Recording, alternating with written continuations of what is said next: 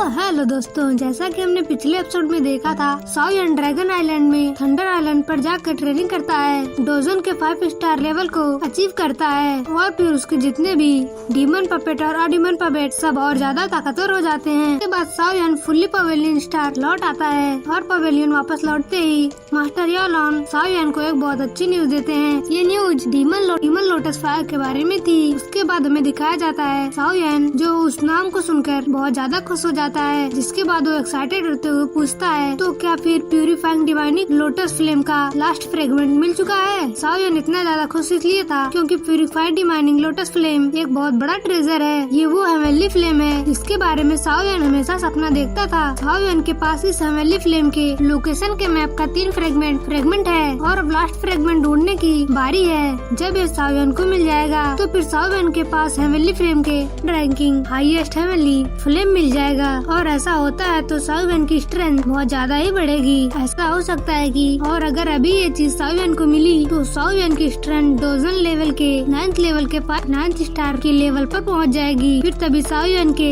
शानदार सपने को याओलॉन तोड़ देता है और फिर कहता है कि साओयन ये इतना सिंपल कैसे हो सकता है। वो लोग एक शांत प्लेस में आ जाते हैं। याओलॉन साओयन के बताते हैं प्यूरिफाइड डिमोनिक लोटस फ्लेम एक बहुत ही मिस्टीरियस फ्लेम है, इतना मिस्टीरियस कि इसको तो मैंने भी अपनी आंखों से नहीं देखा है। साओयन ये बहुत ही बड़ी ब्लेसिंग है कि ये तुम्हारे पास उस हेवनली फ्लेम का 3 फ्रेगमेंट है। ये जो 4था फ्रेगमेंट है ये पाना इतना आसान नहीं होने वाला है। याओलॉन की बात को सुनकर साओयन इम्प्रेस हो जाता है और फिर धीरे आवाज में कहता है कि तो फिर गुड न्यूज क्या थी टीचर जो आप हमें बताना चाहते थे। साओयन को रिएक्शन को देखकर याओलॉन थोड़ा सा हंसने लगते हैं। फिर कहते हैं कि हम लोगों को वो फाइनल फ्रेगमेंट नहीं मिला है पर हमें उस फ्रेगमेंट के बारे में न्यूज पता चली है। साओयन फिर से अलर्ट हो जाता है और फिर पूछता है कि क्या न्यूज है। तो फिर याओलॉन बताते हैं ये बहुत ज्यादा स्पेशल ट्रेड फेयर होने वाला है जो कि सेंट्रल प्रेम में कई सालों के बाद होता है। ये इतना स्पेशल है कि जो ऑर्डिनरी एक्सपर्ट हैं जो कि इस फेयर के बारे में जानते ही नहीं, वो एक्सपर्ट जिनकी स्ट्रेंथ उनकी पीक स्टार तक पहुंच गई है, वो भी इसके बारे में तब जान सकते हैं जब उनका बहुत ही अच्छा रिलेशन हो एक हाई क्लास लोगों के साथ बढ़िया नेटवर्क। ये ऐसा इसलिए भी है क्योंकि जो ऊंचे लेवल के लोग हैं वो इसमें एंटर ही नहीं कर सकते। इस ट्रेड फेयर में एंटर करने के लिए मिनिमम क्वालिफिकेशन पर्सन को मिनिमम 1000 के पीक क्लास पे होना जरूरी है। इसलिए ऐसा कह सकते हैं कि जो भी इस ट्रेड मार्क कॉम्पिटिशन में कॉम्पिटेट करते हैं वो सब 1000 क्लास में होते हैं और 1000 क्लास में होने की वजह से वो सब इस कॉन्टिनेंट के टॉप फेयर एक्सपर्ट होते हैं। साओयन ये बात सुनकर एकदम हैरान हो जाता है और वो कहता है इस वक्त ट्रेड फेयर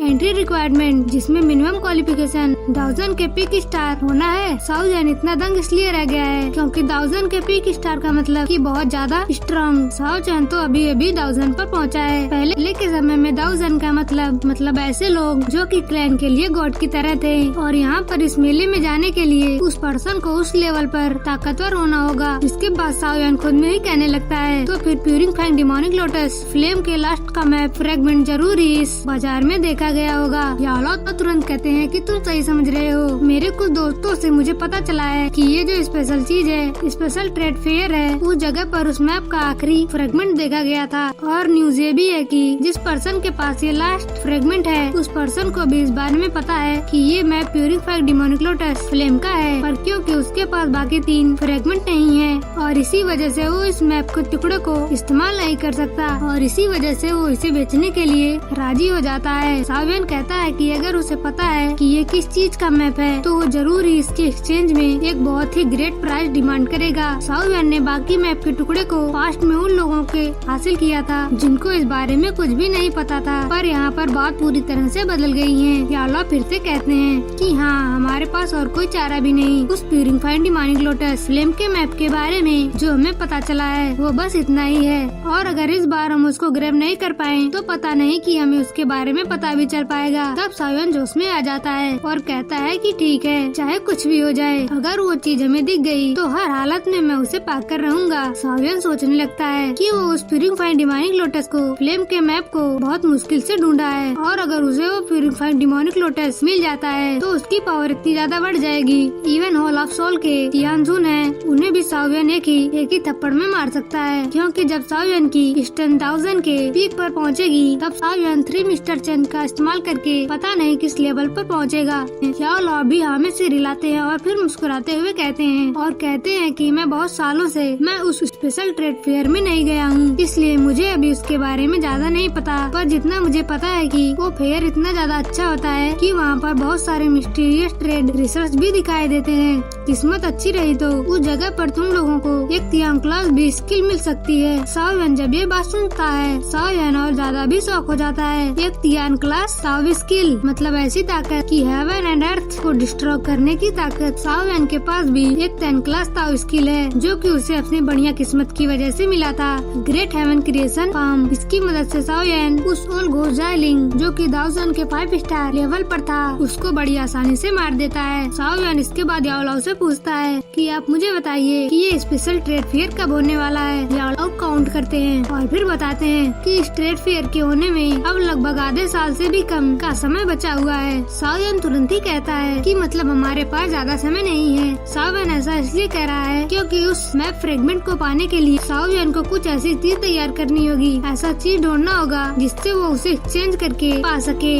क्योंकि दाऊजन क्लास के एक्सपर्ट को अट्रैक्ट करने वाली चीज इतनी आसानी से नहीं मिलती है। ऊपर से यहाँ पर बात तो उस मैप के फाइनल फ्रेगमेंट की हो रही है। फिंग जून भी इसके बाद स्माइल करते हैं और कहते हैं कि हाँ हमारे पास कोई और रास्ता भी नहीं है। अगर हम लोगों को वो हेवनली फ्लेम चाहिए तो हम लोगों को पूरी ताकत इसके बारे में न्यूज जमा करनी होगी। इसके लिए हमें उन पर्सन को टारगेट करना होगा जिनके पास हेवनली फ्लेम है और फिर हेवनली फ्लेम का न्यूज है, जिनके पास हेवनली फ्लेम है और जिनके पास वो न्यूज है। पता नहीं कि बर्लिंग फ्लेम वैली के अलावा इस तरह का फैक्शन और कौन होगा जो कि हाई नंबर्स में हेवनली फ्लेम पोजेस करता हो। याओ लाओ मुस्कुराते हुए कहते हैं कि हाँ एक फैक्शन है इस सेंट्रल प्लेन में यान क्लैन और फ्रंट क्लैन सबसे ज्यादा हेवनली फ्लेम पोजेस करते हैं। साओ यान हैरान होकर कहता है यान क्लैन, क्योंकि उसने इससे पहले इस जगह का नाम नहीं सुना था। तब मास्टर याओ लाओ साओ उनको बताते हैं कि यान क्लैन सेंटर प्लेन के हिडन फैक्शन के 8 एंशिएंट क्लैन में एक हिडन क्लैन है। अगर इसकी स्ट्रेंथ की बात की जाए तो इसकी स्ट्रेंथ तुम्हारी इमेजिनेशन से भी ज्यादा है। यान क्लैन जितना सरफेस से दिखता है वो इतना ज्यादा सिंपल नहीं है। वो तो तुमने सुना ही होगा, सेंट्रल प्लेन को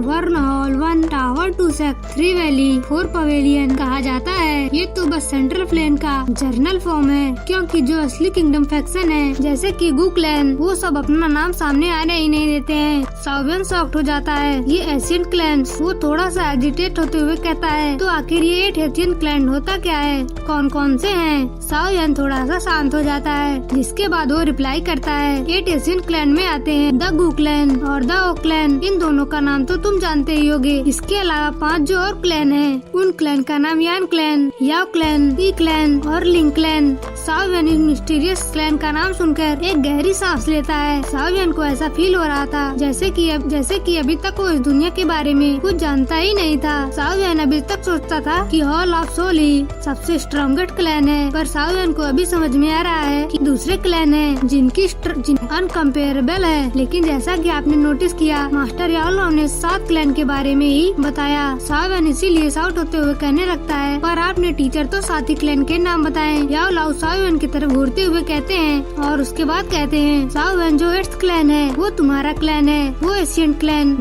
जिसे सभी ने बुला दिया साओ क्लैन। और ये सुनकर और ज्यादा अमेज्ड हो जाता है। साओ यान ने कभी नहीं सोचा था कि जो उसका साओ क्लैन है वो इतना भयंकर पास्ट कैरी करता है और अभी वो एक जमा एम्पायर के छोटी सी जगह में सरवाइव कर रहा है। साओ क्लैन अपनी एशियन टाइम में लेजेंडरी पीपर कोशिश करता था पर उसकी हालत अब बहुत ज्यादा खराब हो गई है। मास्टर याओ लाओ तब साओ यान को बताते हैं तुम्हारा क्लैन यानी कि साओ क्लैन एक दाऊदी प्रोड्यूस कर रहा था, इसलिए तुम्हारा क्लैन भी एक दाऊदी ब्लड लाइन कोशिश करता है। पर अफसोस जो दाऊदी ब्लड लाइन थी तुम्हारे एंसिस्टर सुआन तक पहुँचते खत्म हो गई। एक दाऊदी ब्लड लाइन बहुत ज्यादा पावरफुल होता है पर वो हमेशा के लिए नहीं रहता। एक समय आता है जब उसकी ताकत खत्म हो जाती है और उस ब्लड लाइन को प्रिजर्व करके रखना पड़ता है तब तक जब तक उस एक नया दाऊदी उस क्लैन में अपीयर न हो जाए। और जब दूसरा दाऊदी अपीयर होता है तब उसकी ब्लड लाइन और उसकी दूसरी ब्लड लाइन की लाइफ एनर्जी से वो क्लैन दोबारा फलता फूलता है। पर क्योंकि साओ साउ क्लैन में तुम्हारे एंसेस्टर दाऊदी के बाद कोई भी ग्रेट दाऊदी नहीं बना। इसी वजह से आज साउ क्लैन की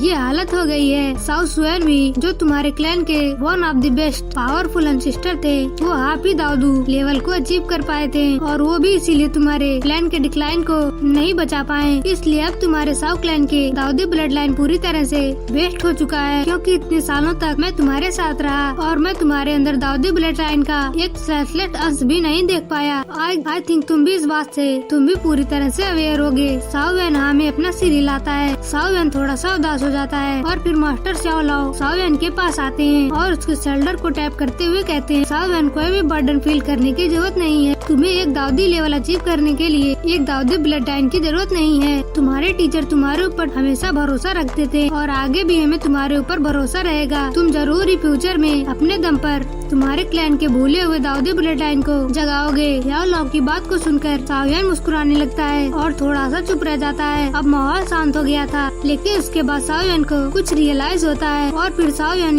याओ लाओ की तरफ देखते हुए कहता है, पर टीचर आप उन्हें 8 एशियंट क्लैन के बारे में इतनी अच्छे से कैसे मालूम है? लेकिन आपने ही तो कहा था कि कोई भी ऑर्डिनरी पर्सन इस तरह की इन्फॉर्मेशन को पा नहीं सकता है ना? साउ वैन इसीलिए ऐसा कह रहा है कि साउ वैन ने एक चीज नोटिस किया, उन एशियन क्लैन में से एक क्लैन का नाम याओ क्लैन है और मास्टर याओ लाओ का नाम भी याओ लाओ है। याओ लाओ भी समझ जाता है कि साउ वैन ओवर पॉइंट कर रहा है। फिर याओ लाओ हंसने लगते हैं और कहते हैं कि लिटिल फेलो कि तुम बहुत ज्यादा तेज हो गए हो। हाँ, तुमने बिल्कुल सही गेस किया। साउ वैन कहता है, तो क्या टीचर वो याओ क्लैन से रिलेटेड है? याओ लाओ थोड़ी देर के लिए शांत हो जाते हैं, उसके बाद एक स्माइल के साथ कहते हैं कि हाँ, मैं याओ क्लैन का मेंबर हूँ, पर वो मेंबर जो उस क्लैन ने पहले ही छोड़ दिया है।